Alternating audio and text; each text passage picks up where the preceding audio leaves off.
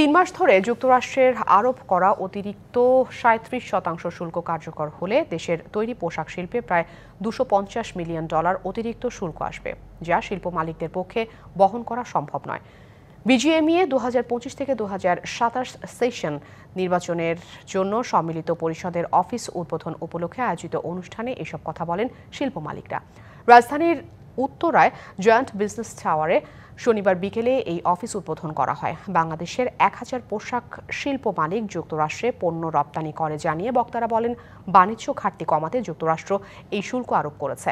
নির্বাচিত হলে সংকট সমাধান করে পোশাক খাতকে সামনে এগিয়ে নেওয়া হবে বলেও জানান সম্মিলিত পরিষদ নেতারা। আমাদের সবসময় চ্যালেঞ্জ থাকে, এই চ্যালেঞ্জগুলো কিন্তু আমরা ফেস করব।